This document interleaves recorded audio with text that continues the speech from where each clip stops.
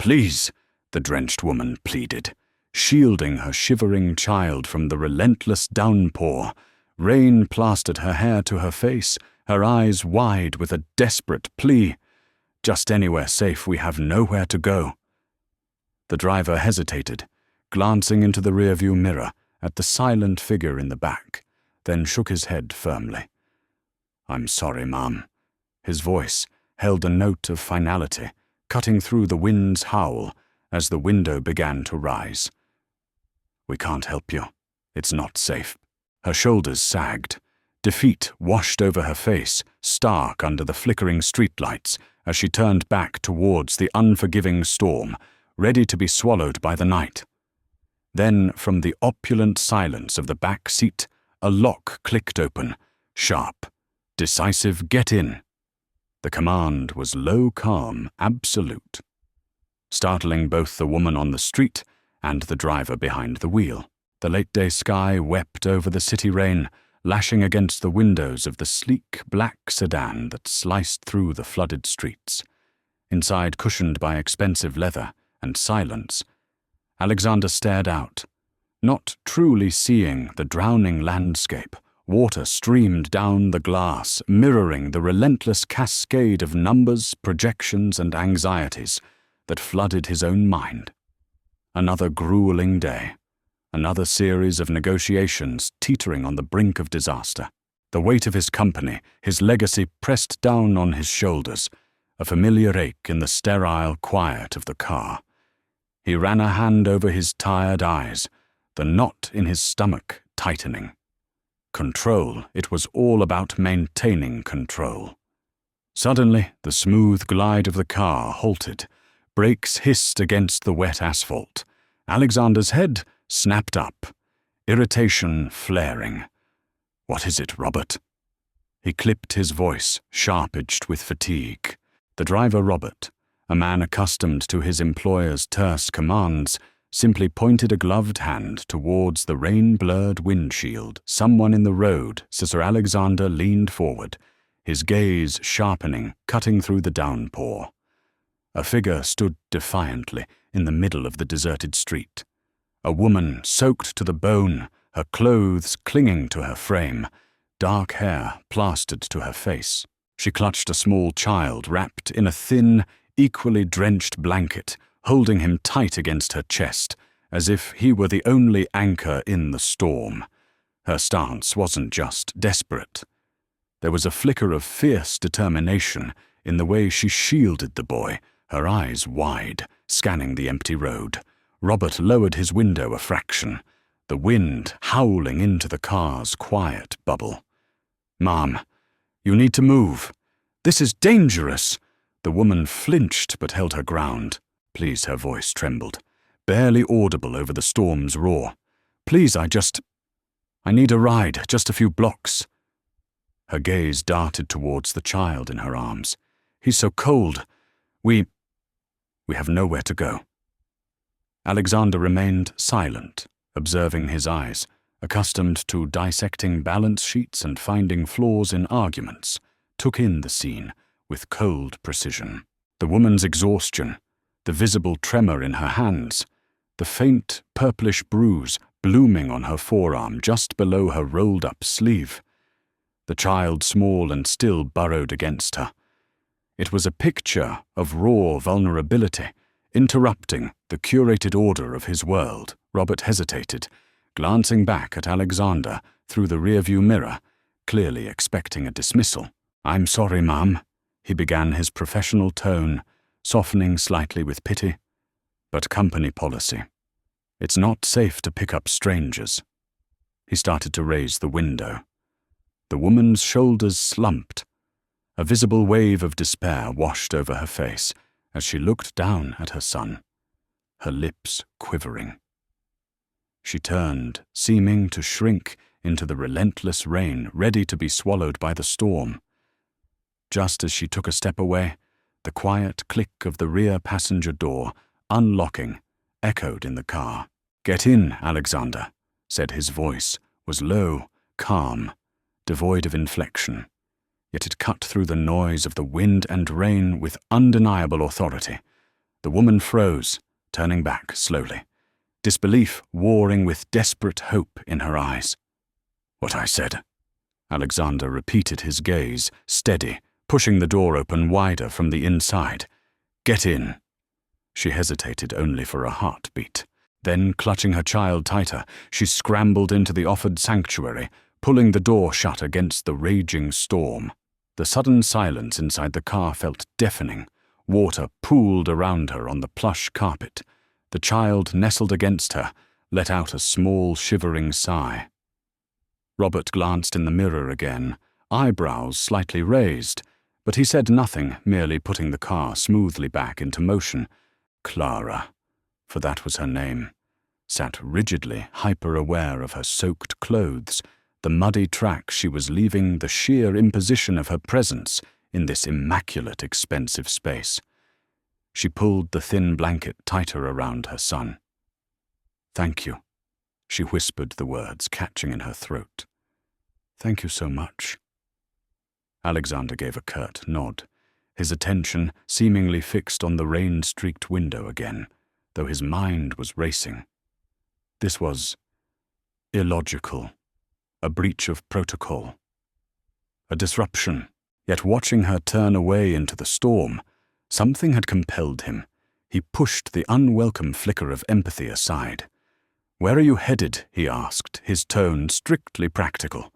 Clara hesitated, her eyes darting nervously. "I don't know exactly. Just anywhere safe. Away from here." The fear in her voice was palpable now, close and sharp. "I don't have a place right now."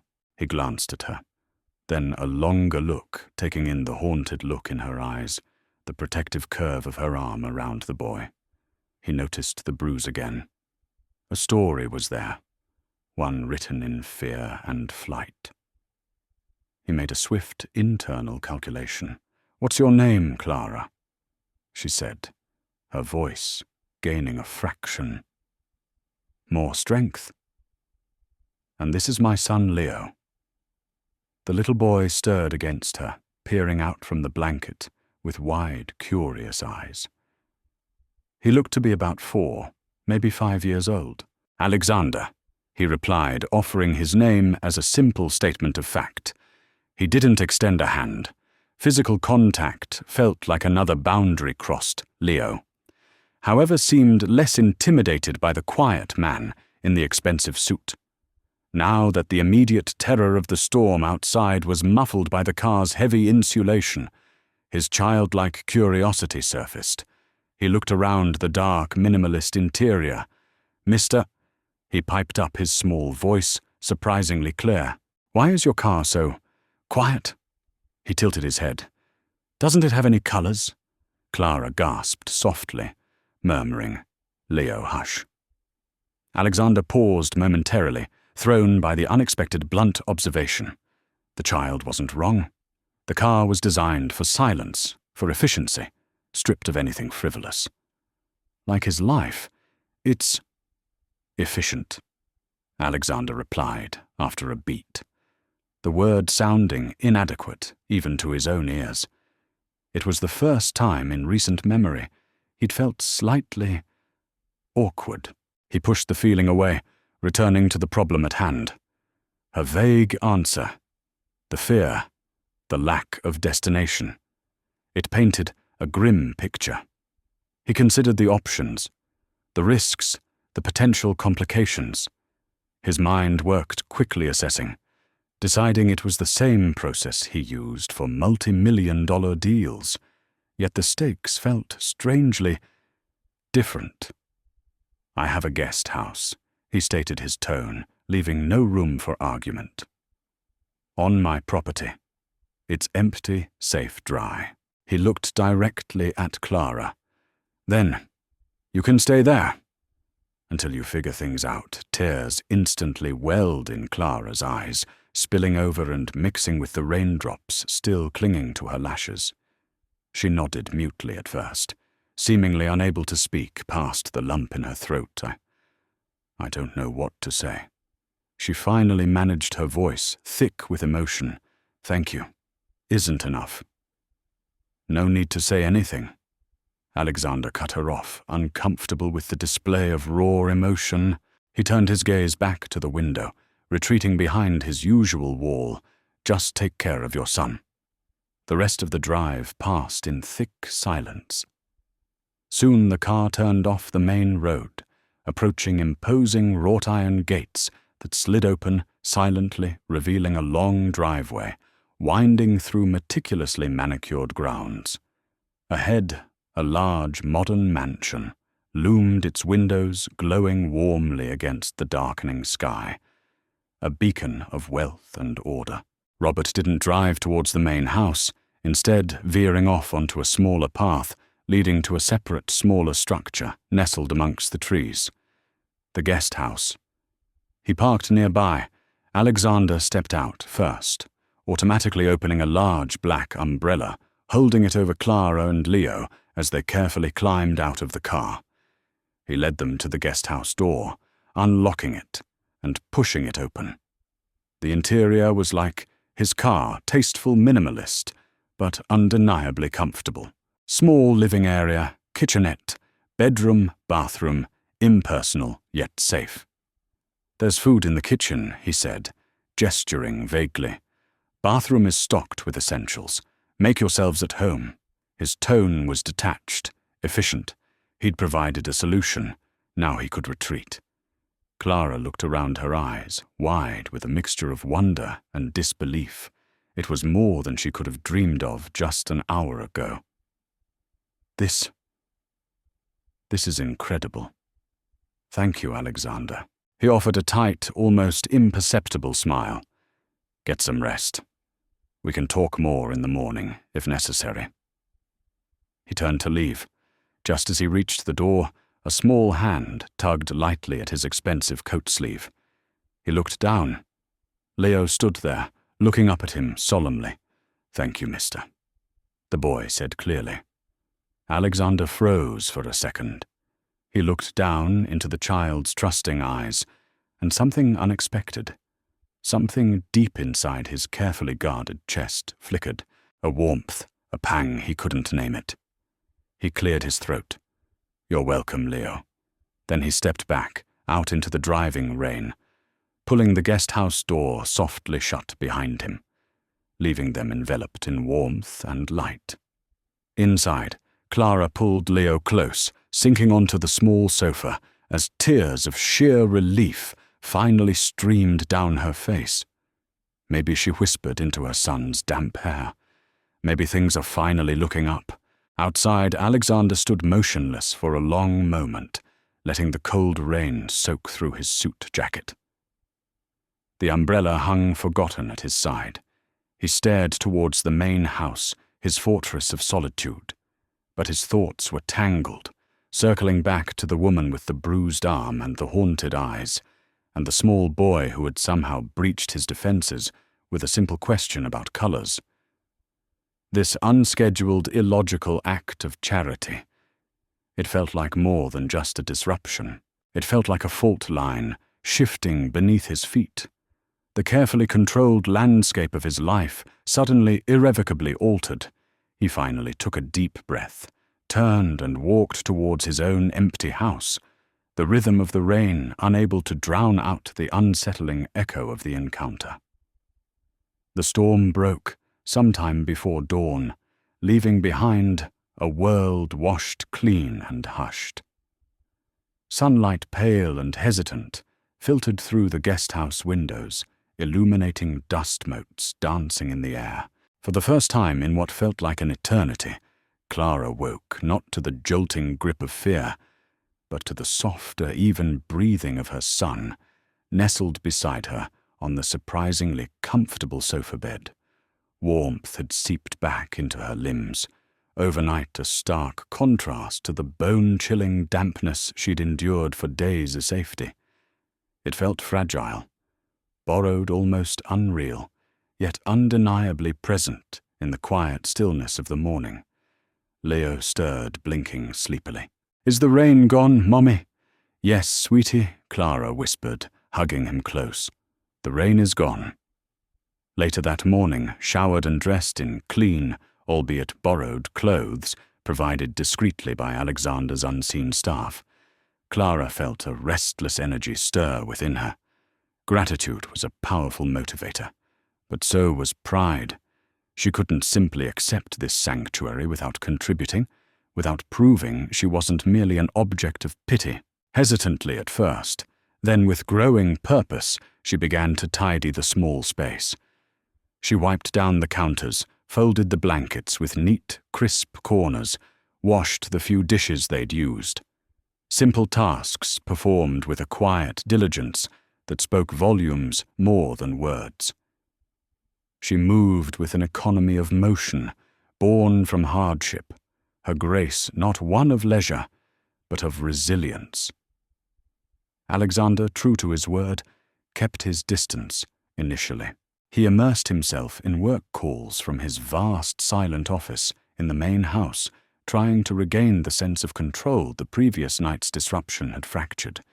Yet his gaze kept drifting towards the guest house, visible through the tall windows overlooking the sprawling lawn. He saw Clara move past the window, her expression focused. He saw Leo, bundled in a too large sweater, kicking a small stone on the patio. Unfamiliar flickers of something intruded upon his concentration. Curiosity concern. He labeled it situational awareness and tried to dismiss it. Later that day, needing to sign some urgent documents Robert brought over, Alexander found himself walking towards the guest house. He'd intended to simply leave the folder outside the door, another detached, efficient gesture. But as he approached, he saw Clara through the kitchen window, frowning slightly at the gleaming, complex coffee machine on the counter, a high-end model more suited to a barista than a temporary resident. He paused then, against his better judgment, knocked lightly. Clara opened the door, surprise flickering in her eyes. "Alexander, is everything okay?" "Fine," he replied curtly, holding out the folder, perhaps a bit too formally. "These require your signature. House rules agreement, temporary residency clause, standard procedure." Clara took the folder, her brow furrowing slightly as she glanced at the official-looking papers. "Oh, of course," she stepped back. "Would you like some coffee? I was just trying to figure out this machine." He saw his opening a practical reason to linger. "Allow me," he said, stepping inside. He approached the machine, punching buttons with what he assumed was confident familiarity, except he rarely made his own coffee.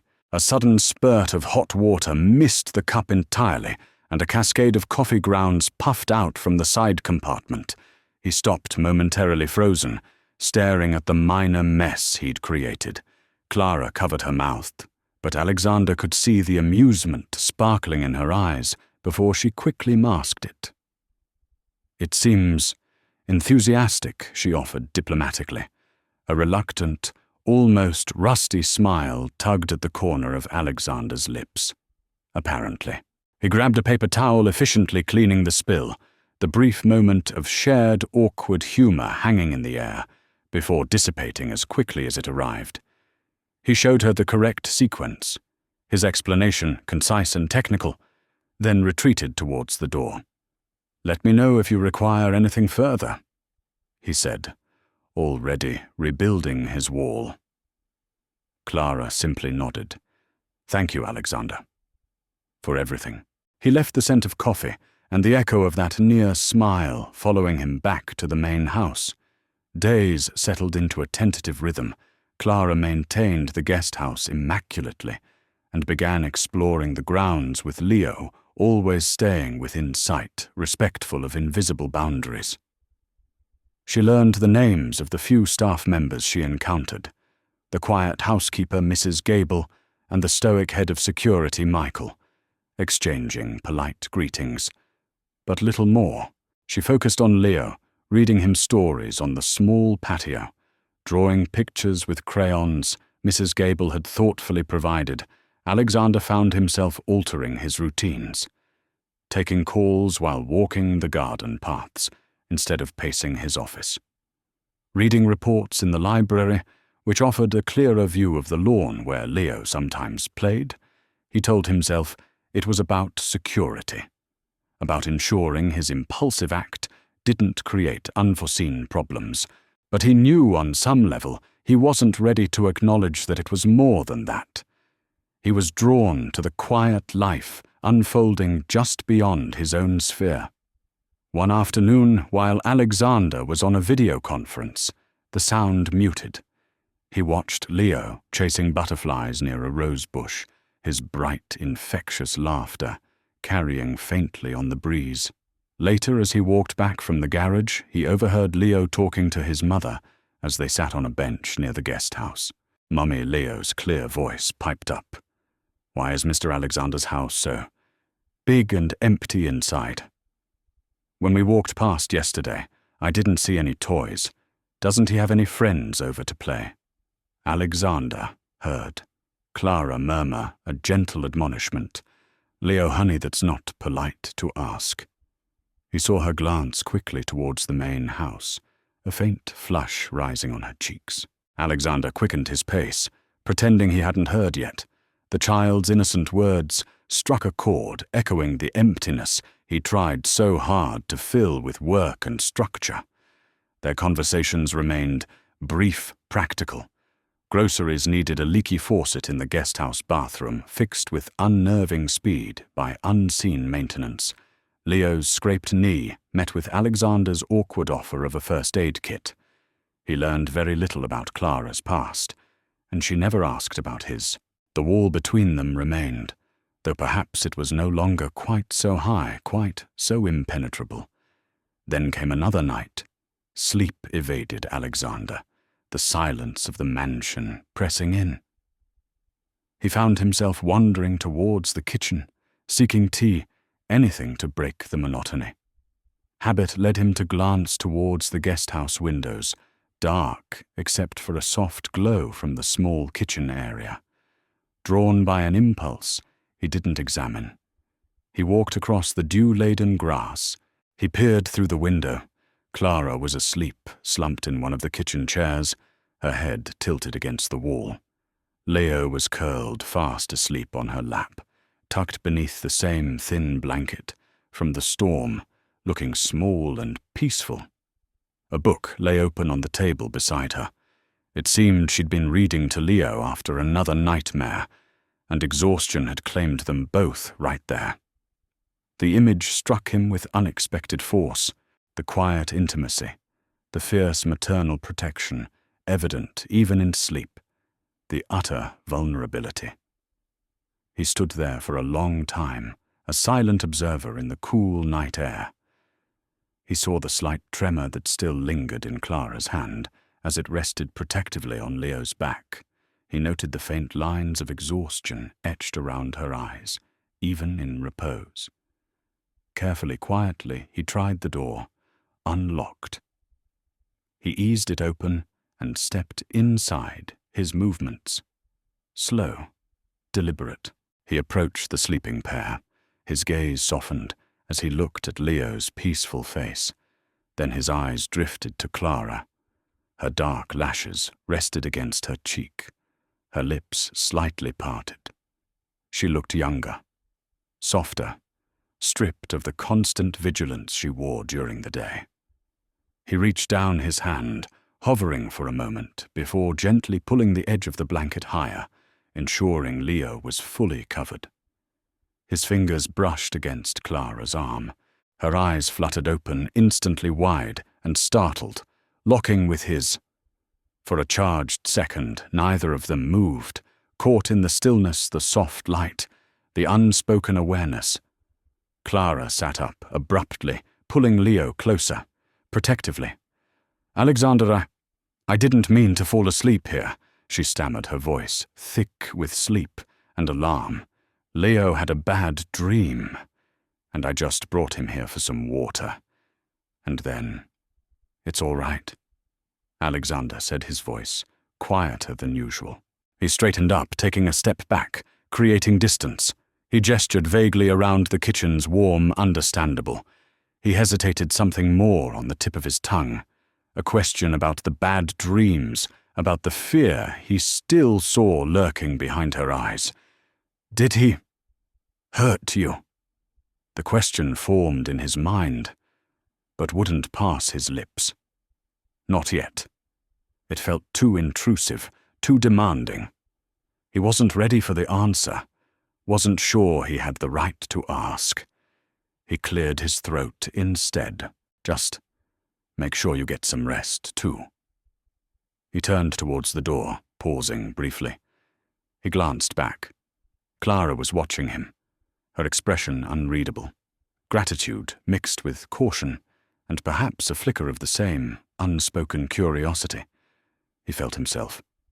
The air crackled with things unsaid. Then he stepped back out into the night, leaving the soft light and the sleeping mother and child behind the silence of his own house, feeling heavier than ever before. Weeks bled into a month, and the grand sterile estate began to breathe differently. The change was subtle, like the slow unfurling of a fern. It was in the faint scent of cinnamon that sometimes drifted from the guest-house kitchen, in the scattered collection of smooth stones and fallen leaves Leo arranged meticulously on the patio steps, in the way the security team now nodded almost imperceptibly at Clara as she walked the grounds with her son. It was the quiet infiltration of life into spaces long dormant. Alexander felt the shift more acutely. The rigid timetables he imposed on himself began to fray at the edges. He found reasons to take his morning coffee, not at his solitary desk, but on the terrace overlooking the lawn where Clara often sat reading to Leo. He started asking Mrs. Gable, the housekeeper, casual questions about their well-being, questions he cloaked in practicality, but which stemmed from a growing unfamiliar warmth. Their conversations, once stilted and brief, now occasionally stretched longer. They discovered shared simple pleasures, a mutual appreciation for old black and white films, the calming scent of lavender, the quiet beauty of the gardens just after dawn. Clara spoke tentatively of her childhood dream of becoming a florist, her hands unconsciously mimicking the arrangement of invisible blooms as she talked. Alexander found himself truly listening, absorbing the details, a stark contrast to the selective hearing he employed in boardrooms. He in turn offered carefully curated fragments of himself, his aversion to formal galas, his preference for historical biographies over modern fiction, guarded truths exchanged like hesitant handshakes across a widening space. One sunny afternoon, they walked along a path bordering the meticulously kept rose gardens. Several gardeners were busy snipping and pruning with intense focus. Clara watched them for a moment, a faint smile playing on her lips. It must take a great deal of planning, she murmured, her tone light with a dry, gentle observation, to keep everything looking so effortlessly perfect. The comment, unexpected in its quiet wit, caught Alexander off guard. A genuine startled laugh escaped him, a sound so rare it surprised even himself. Effortless is rarely accurate. I find he admitted the ghost of the laugh, still warming his expression, before his usual reserve settled back in. But the small moment lingered a tiny crack in the polished facade. Later that same day, the fragile ease between them was shattered. Alexander was working in his study, the heavy oak door left slightly ajar, allowing the late afternoon sunlight to slant across the room. Clara was dusting the bookshelves nearby, her movements quiet and respectful. Leo, engrossed in his own world, was rolling a small toy car across the plush oriental rug. His eyes, however, landed on an object sitting on a low side table near Alexander's armchair, a small, intricately carved wooden model of a house. Its roof was slightly faded, its edges smoothed by time and touch. To a 5-year-old, it looked fascinatingly like a dollhouse. "Look, Mr. Alexander." Leo exclaimed, his voice bright with discovery. He carefully picked up the model with both hands, turning to show it to the man working at the desk. He took an eager step forward, his small foot catching on the edge of the rug. He stumbled. The wooden house slipped from his grasp, clattering onto the polished hardwood floor. A tiny carved chimney snapped off cleanly. Silence descended thick and sudden. Alexander shot up from his chair, his face instantly transforming. The calm focus vanished, replaced by a mask of sharp, cold fury, mixed with something akin to panic. "Leo, don't touch that." "Put it down." His voice was a lash, harsher and louder than Clara had ever imagined possible. Leo froze his eyes wide with terror. The broken piece of wood lay accusingly near his foot. His face crumpled, and he let out a heart-wrenching sob, scrambling backwards into his mother's arms. Clara knelt instantly, wrapping herself around her son, shielding him instinctively. She looked up at Alexander, her own eyes wide with shock and a dawning hurt. "Alexander, he didn't mean to," she said, her voice tight, trembling slightly. "He's just a child." It was an accident. Alexander stood rigid, his chest heaving, fists clenched at his sides. He stared at the broken model on the floor, then at the crying child and the protective mother. He looked trapped, overwhelmed by a sudden, violent squall of emotion he couldn't control. Without another word, without even looking at them again, he turned sharply and strode out of the study, leaving behind a chilling silence, broken only by Leo's terrified sobs. That evening, the atmosphere in the estate was heavy, suffocating.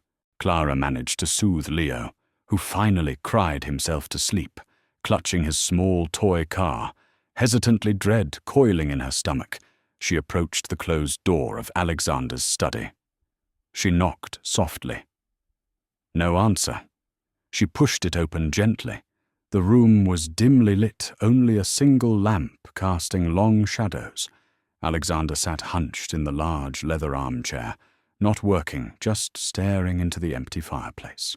The wooden model house rested on the table beside him, the tiny chimney lying next to it like a fallen soldier. He didn't look up as she entered. Clara walked further into the room, her footsteps soft on the thick carpet. She stopped a few feet away, unsure what to say, what to do. Finally he spoke, his voice low, rough, scraped, raw. "It was the last thing they gave me." Clara waited. Understanding this required patience, not interruption. "My parents," he continued, his gaze still fixed on the fireplace. He picked up the model, cradling it carefully. They had it made. When I was accepted into college, he ran a thumb over the smooth roof, said it was a symbol. "Build something lasting, Alexander." They told me, his lips pressed into a thin white line. "Something that matters." He paused, swallowing hard. They died 2 weeks later. Car crash, drunk driver. Clara's breath caught.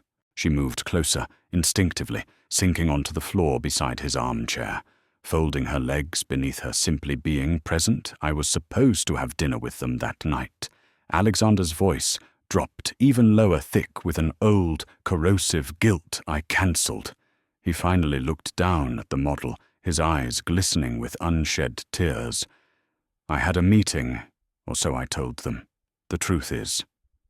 He hesitated, the confession costing him dearly. It wasn't essential. There was this deal I was chasing, an executive I wanted to impress.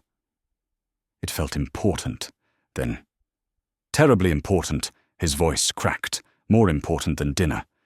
I thought there would always be more time for dinner. He closed his eyes briefly. There wasn't. The raw pain, the decades of buried regret, hung heavy in the air between them. Clara didn't offer empty platitudes. She simply reached out, resting a gentle hand on his forearm, a silent anchor in his storm of memory. "It wasn't your fault, Alexander," she whispered, her voice soft but firm. "You couldn't have known." She paused, then added, meeting his anguished gaze. "But guilt doesn't listen to logic, does it? It just stays, it finds ways to remind us." He looked at her, then truly looked at her. His defenses momentarily down, revealing the wounded man beneath the layers of wealth and control. He saw not pity in her eyes, but a profound, quiet understanding. Clara held his gaze, then glanced away, a shadow crossing her own face. "There are things—" She began hesitantly, sharing a piece of her own fragile truth. "Choices I made when I felt I had no choice at all. Things I did to survive. They still haunt me too. Sometimes the weight feels unbearable." She didn't elaborate, didn't mention Marcus, but the shared admission of past burdens, of haunting regrets, created a new, deeper connection in the dimly lit room, a fragile bridge built across the chasm of their different lives, founded on the universal language of pain and imperfection. He didn't respond verbally, just gave a slight, almost imperceptible nod. He carefully placed the model house back on the table, his touch reverent. The silence stretched, no longer awkward or empty, but filled with the weight of their shared vulnerability. They sat there together for a long time, as the shadows lengthened, two souls scarred by the past, finding a sliver of solace, not in answers, but in the quiet company of someone who perhaps finally understood. The facade had cracked, revealing the complex, hurting humans beneath, and the path forward, though uncertain, felt irrevocably changed in the weeks that followed. The raw honesty shared in the dimly lit study, a fragile, unspoken understanding settled between Alexander and Clara. The air, once thick with caution, now held a tentative warmth. Shared glances lingered longer. Silences felt comfortable rather than awkward, filled with the quiet hum of coexistence. Alexander found himself seeking out Clara's company, not just observing from a distance. They fell into easy conversations, while Leo played nearby, discovering shared opinions on trivial matters, laughing softly at Leo's imaginative pronouncements. Alexander even started leaving the imposing main house door slightly ajar when he worked in the library, subconsciously welcoming the distant sounds of Leo's laughter or Clara's quiet humming from the garden. The fortress walls were slowly, carefully being dismantled from within. This burgeoning peace, however, was as delicate as a butterfly's wing, and a shadow from Clara's past was waiting to crush it. It started subtly, an unfamiliar number flashing on Alexander's private unlisted cell phone, blocked instantly by his security protocols. Then an email slipped through the corporate firewall addressed directly to him. The sender's name meant nothing, Mark Johnson, but the subject line read, "Concern regarding Clara Evans and your ward." Alexander's initial reaction was cold dismissal. Another crank, another attempt to breach his privacy. He almost deleted it. Unread, but Clara's real surname, which he had hesitantly provided for the standard procedure paperwork, caught his eye, and the mention of a ward, Leo. Against his better judgment, a sliver of unease prompted him to open it. The message was brief, cloyingly sympathetic. It spoke of Clara's history of instability, hinted vaguely at significant outstanding debts, and expressed deep concern that she might be taking advantage of Alexander's generosity. It was carefully crafted, lacking specific details, but heavy with insinuation. It ended with an offer to provide further information privately for the child's sake. He deleted the email, fury coiling in his gut at the audacity, the invasion. Yet the words lingered, poisonous seeds dropped onto the fertile ground of his inherent caution. Instability, debts, taking advantage. He thought of Clara's guardedness about her past. The fear he sometimes still saw flickering in her eyes. Was it just trauma, or was there something more? He hated the doubt, hated the way it instantly resurrected the walls he'd just started lowering. He didn't believe it. Not really. But the poison had been introduced.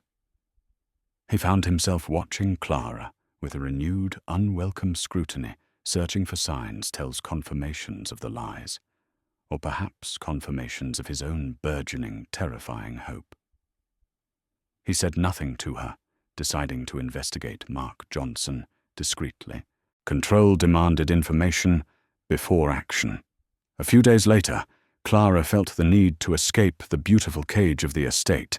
Just for an hour, Mrs. Gable had offered to watch Leo, while Clara made a quick trip to a small nearby pharmacy for some personal items. She rarely left the grounds, the feeling of safety too precious to risk. But the confinement was beginning to chafe.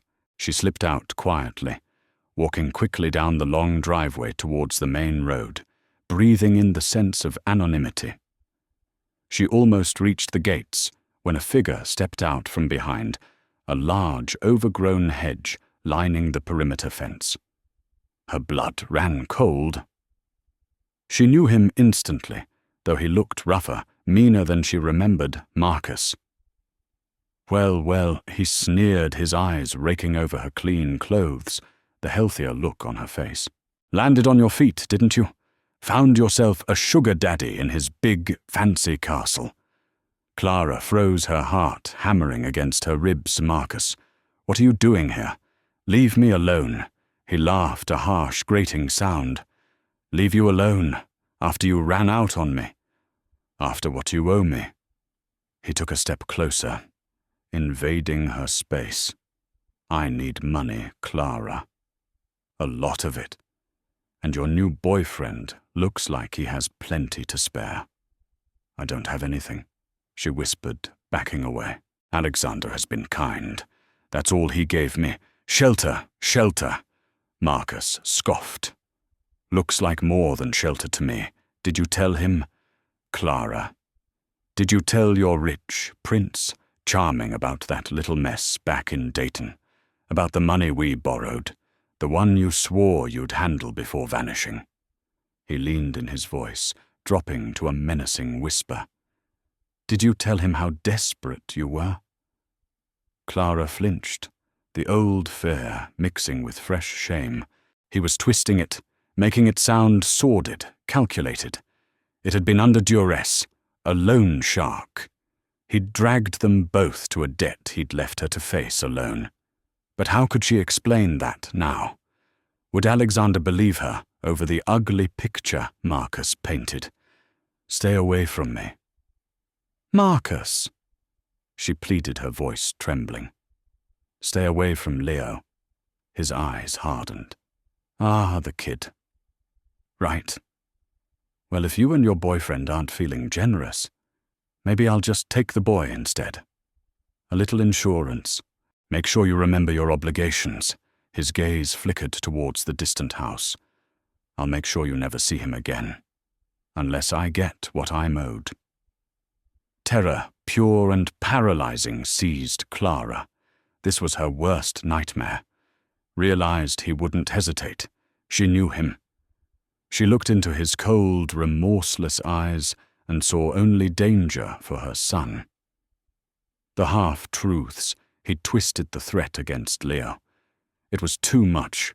Alexander's tentative trust, the fragile peace they'd built, would never survive this ugliness. He would see the lie Marcus presented, or worse, the messy, complicated truth she hadn't dared share. He would see her as tainted trouble, a liability. And Leo would pay the price. No, she choked out. Don't touch him. Marcus just smiled, a predator, enjoying her fare. Clocks ticking Clara. Find the money, or I find him. He turned and melted back into the shadows beyond the gates, leaving her shaking, rooted to the spot, the world tilting around her. She stumbled back towards the guest house, her mind racing. Flee. She had to flee. It was the only way. The instinct, honed by years of living under Marcus's shadow, screamed at her. Protect Leo. Disappear. Don't drag Alexander into this darkness. Don't let him see the full extent of the damage she carried. Back in the small, safe guest house that now felt like a trap, she moved with frantic, desperate energy, throwing their few belongings into a bag Mrs. Gable had given her. Her hands shook violently. Tears streamed down her face, blurring her vision. Every shadow seemed to hold Marcus's sneering face. Every sound made her jump.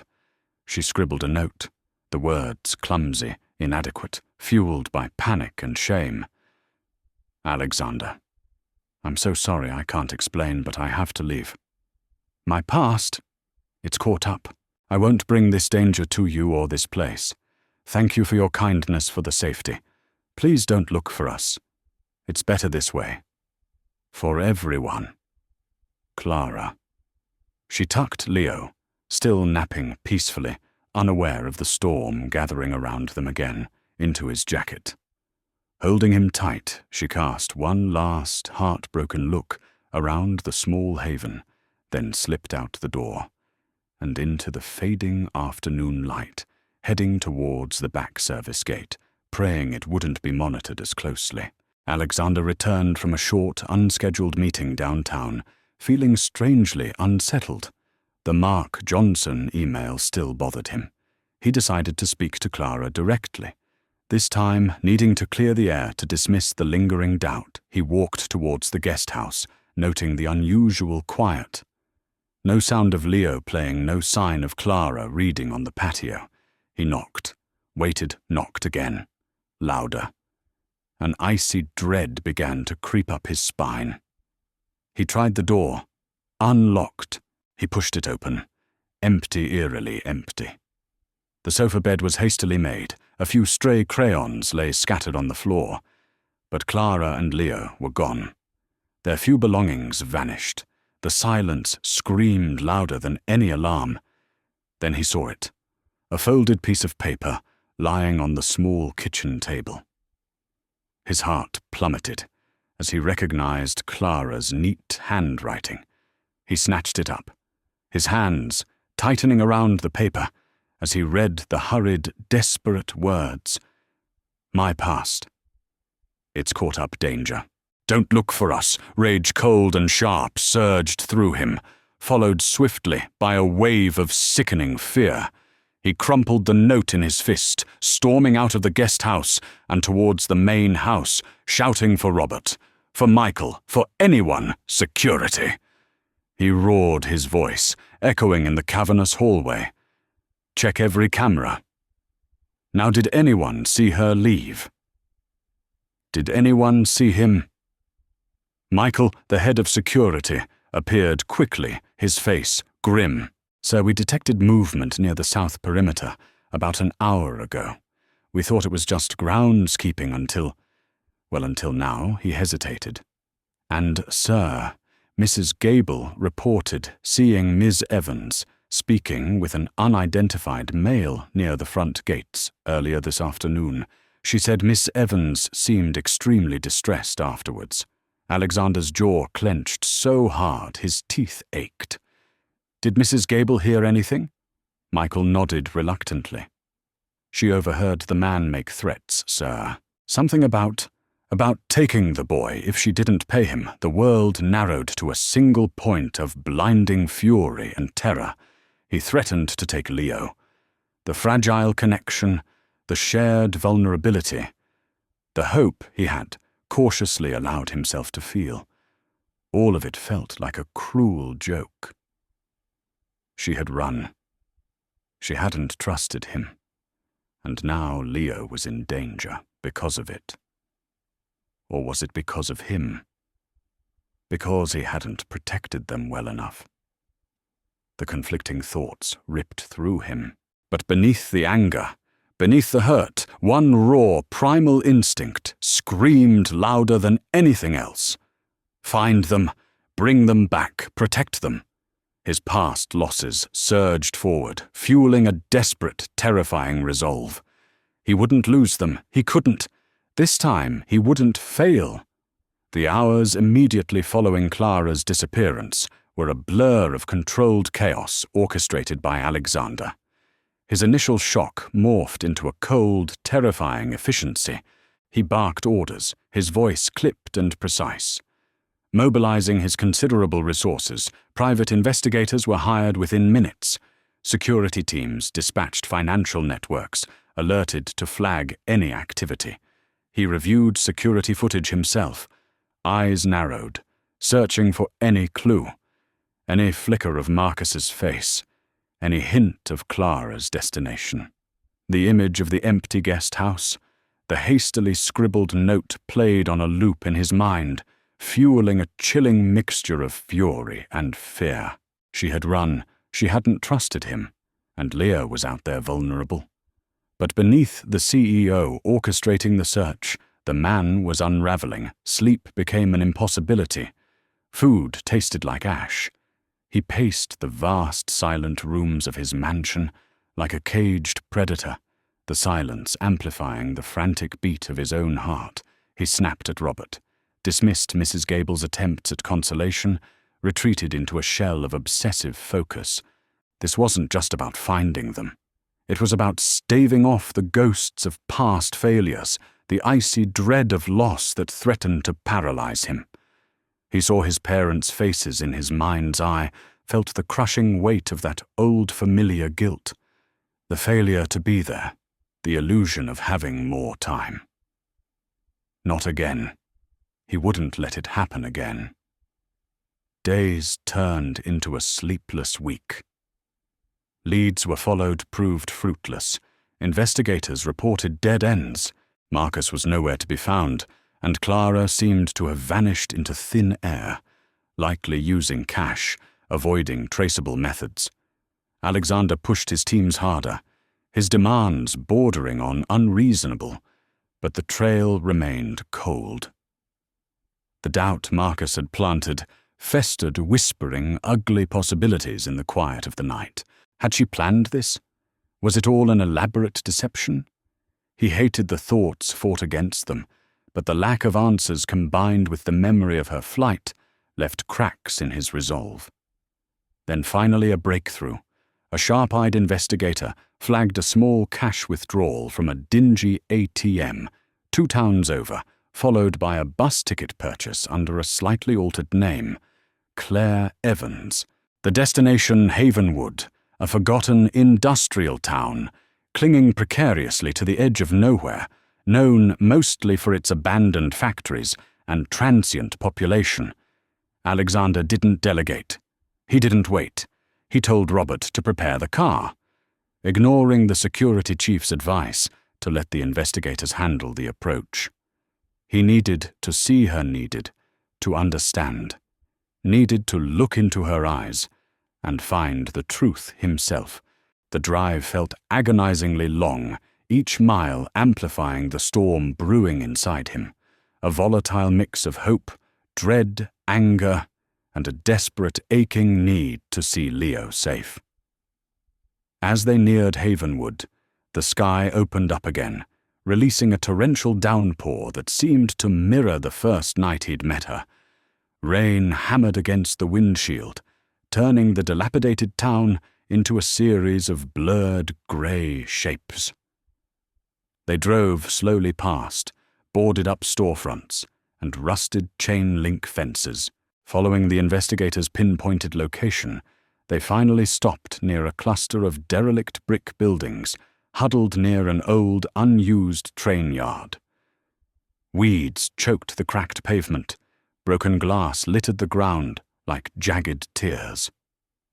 Alexander got out of the car, the cold rain soaking him instantly, but he barely noticed. He scanned the desolate landscape, his heart pounding. Then he saw it, a faint, flickering light coming from a grimy window in one of the larger, seemingly abandoned warehouses. He moved towards it, his steps splashing through muddy puddles, his breath catching in his throat. He peered through the broken pane. Inside, a makeshift shelter had been created amongst stacked crates and discarded machinery. A thin, stained mattress lay on the concrete floor. And there she was. Clara, huddled near a small, sputtering portable heater, wrapped in a threadbare blanket, her face pale and drawn. Leo was asleep beside her, curled into a tight ball, looking impossibly small and fragile against the industrial decay. Relief warred with a fresh surge of anger, relief that they were alive, anger that they were here in this squalor because she had run. He didn't knock. He pushed open a heavy, groaning side door and stepped inside, the sound echoing in the cavernous space. Clara's head shot up her eyes, widening first in shock, then raw terror, then overwhelming shame. She scrambled to her feet, instinctively putting herself between Alexander and her sleeping son. Alexander, how? He stopped several feet away, rainwater dripping from his hair and coat forming dark pools on the dusty floor. He just stared at her, the conflicting emotions churning visibly beneath his controlled expression. "You shouldn't be here," Clara whispered, pulling the thin blanket tighter around herself, unable to meet his intense gaze. No.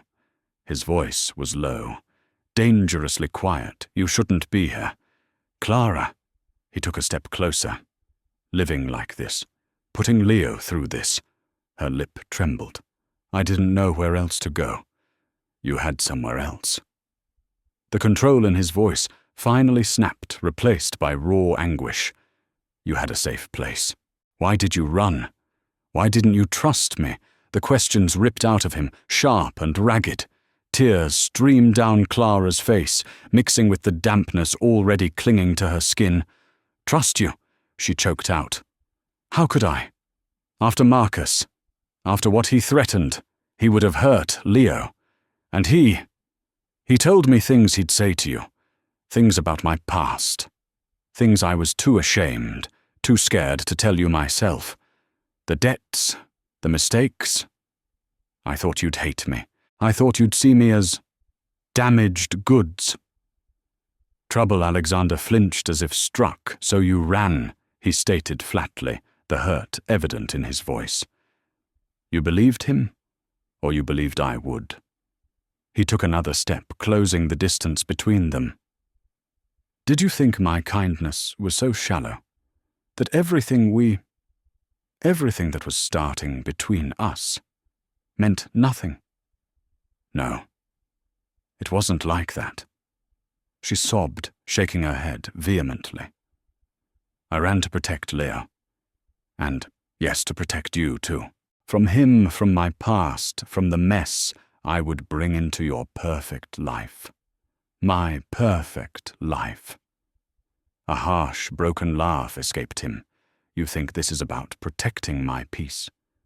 Do you have any idea what the last week has been like?" His voice cracked, the carefully constructed walls crumbling completely, revealing the raw wound beneath. "I've lost people before. Clara, people I loved. People I should have been there for." He gestured vaguely helplessly, the memory of the model house, the weight of his guilt overwhelming him. I stood by, graves holding, pieces, fragments of what was supposed to last. He finally met her tear-filled eyes, his own glistening with an agony he'd kept buried for years. "Running away doesn't protect me, Clara. It shatters me. It leaves me right back there, alone with the ghosts, terrified that I've failed again." His voice dropped to a raw whisper.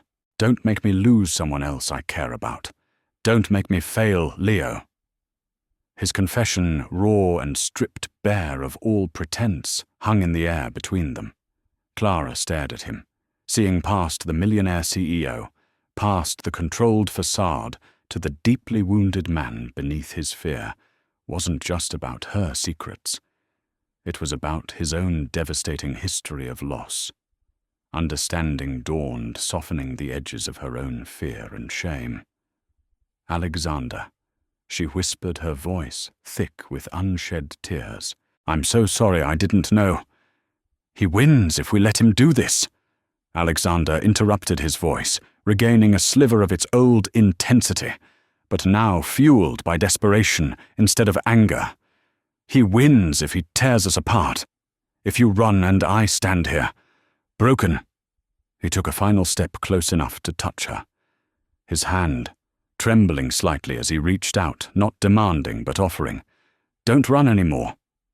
Clara, please, stand with me. Tell me everything, the truth. No matter how messy. Let me help. Let me protect you both. Trust me. She looked at his outstretched hand, then into his eyes, seeing the raw vulnerability, the desperate plea beneath the command. It was a terrifying choice. Abandon the ingrained instinct, to flee the instinct that had kept her alive, and place her trust, her son's safety, in this man who was just as broken as she was. But his honesty, his willingness to show her his deepest fear, gave her a strength she hadn't known she possessed. Slowly, tentatively, she raised her own trembling hand and placed it in his. Okay. She breathed the word, barely a whisper, yet carrying the weight of a profound decision. Okay, Alexander. Together. He closed his fingers around hers, his grip tight anchoring.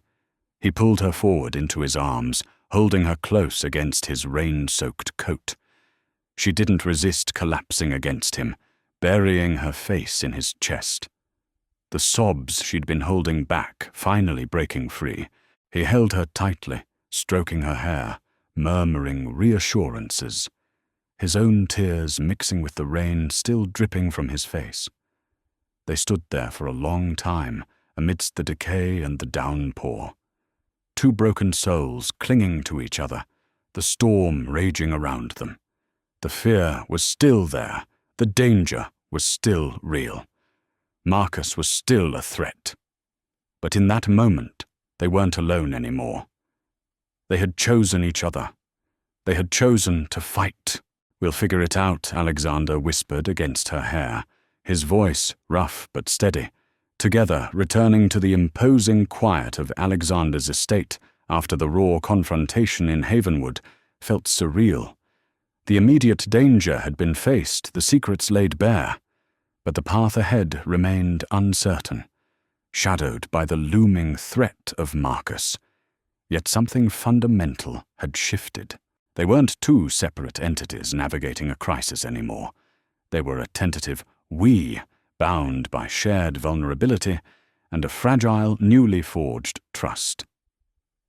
The first step was dealing with Marcus Alexander. True to his nature, immediately set his legal team in motion. But this time, it wasn't a solitary campaign waged from his office.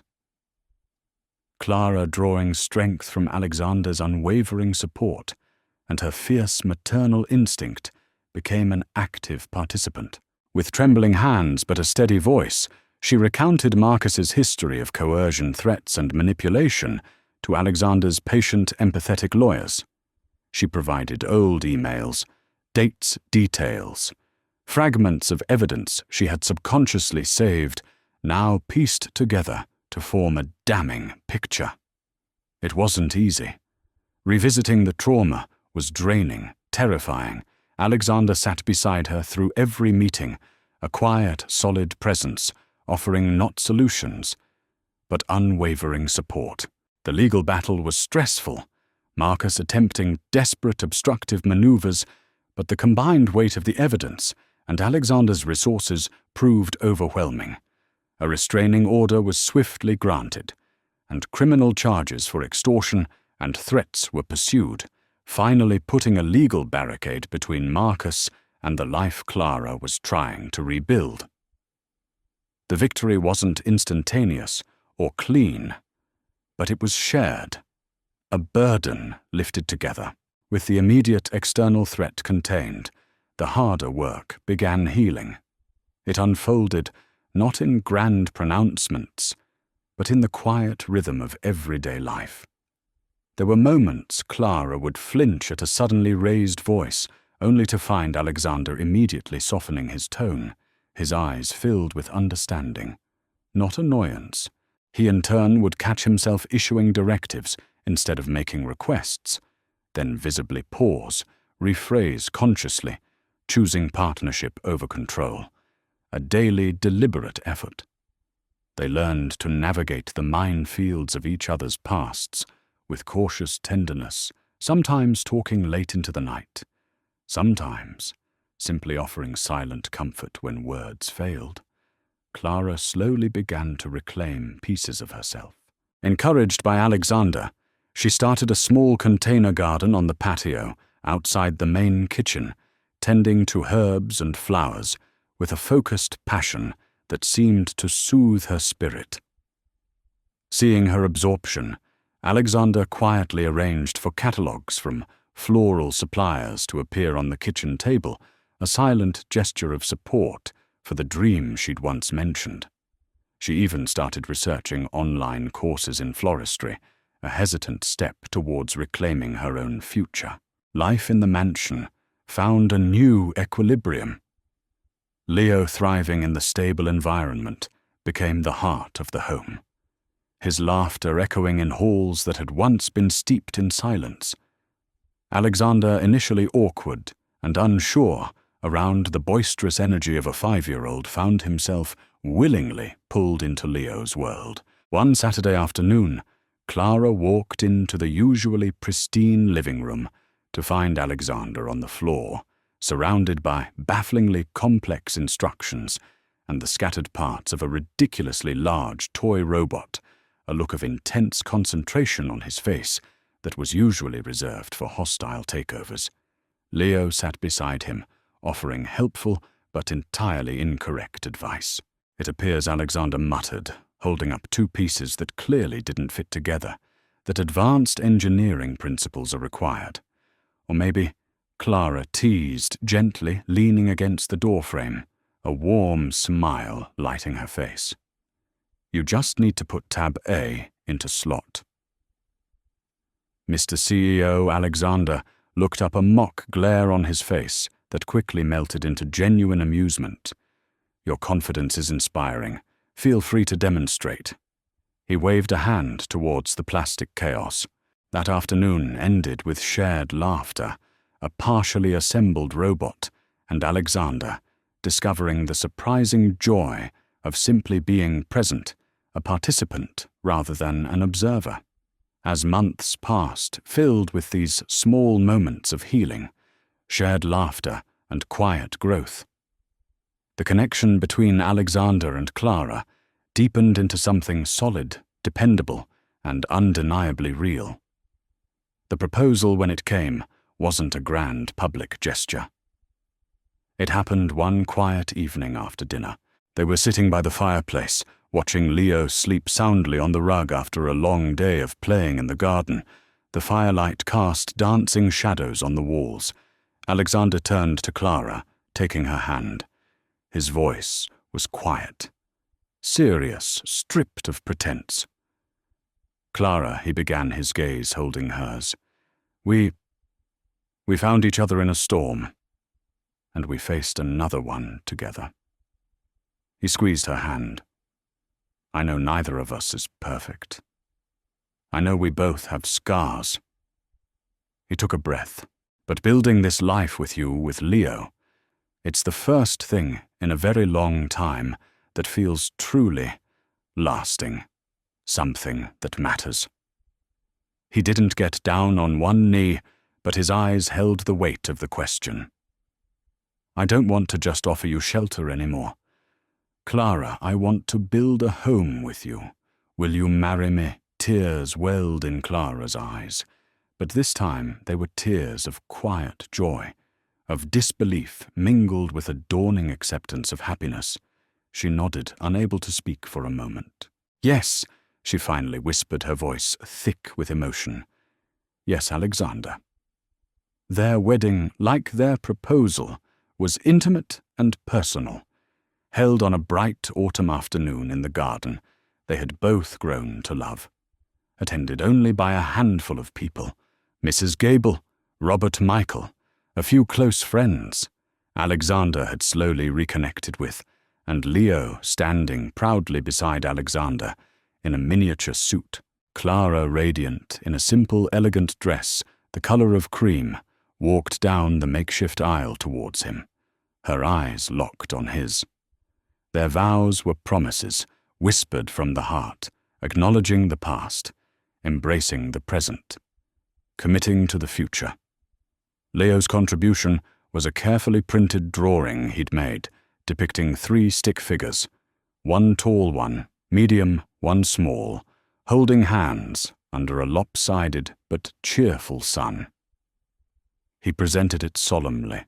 "This is us," he announced proudly to the small gathering. "Mommy doesn't cry sadly anymore, and Mr. Alexander makes really funny faces when we play monsters. Now we're a forever team." His innocent pronouncement drew watery smiles and soft laughter from everyone present. Life didn't magically become perfect after the wedding. There were still occasional echoes of past anxieties, moments of miscommunication, the ongoing work of blending 2 different worlds. But the foundation was solid, built on honesty, earned trust, and a commitment that had been tested by fire. One evening, weeks later, Clara came looking for Alexander. She found him in his study, not immersed in financial reports, but asleep in his armchair. A well-worn children's picture book about dinosaurs lay open, fallen onto his chest. On the floor beside him, Leo was fast asleep too, curled up on a cushion, a stray crayon resting near his hand. Alexander's face, usually etched with focus or faint lines of worry, was completely relaxed, peaceful. Clara smiled softly, a deep sense of contentment settling over her. This was it. Not a fairy tale ending, but something far more precious. A real, messy, beautiful, hard-won peace. A home built not just with wealth, but with courage, vulnerability, and the enduring power of love, finding solid ground after the storm. And so, in the quiet moments of their new life, we see that true sanctuary isn't always found in grand estates, but in the steady presence of a chosen family. Alexander, Clara, and Leo's journey reminds us that sometimes the deepest connections aren't forged in perfection, but in the shared vulnerability of facing our storms and daring to rebuild on broken ground. Perhaps the greatest strength isn't avoiding the fall, but choosing how we rise together afterwards. Their story truly touched our hearts, and if it resonated with yours too, we'd love to hear from you. What do you think was the biggest turning point in Alexander and Clara learning to truly trust each other? We also deeply value your perspective and welcome your feedback. If you have any thoughts on today's narrative or ideas on how we can make future stories even more compelling and meaningful, please share them in the comments below. Your insights help us grow. If this story warmed your heart, please show your support with a like and share it with anyone who might find hope in the power of kindness and second chances. And of course, don't forget to subscribe and ring the notification bell so you won't miss our next emotional journey together. Thank you for watching. Remember, sometimes the most beautiful homes aren't built on flawless foundations, but with resilient, open hearts.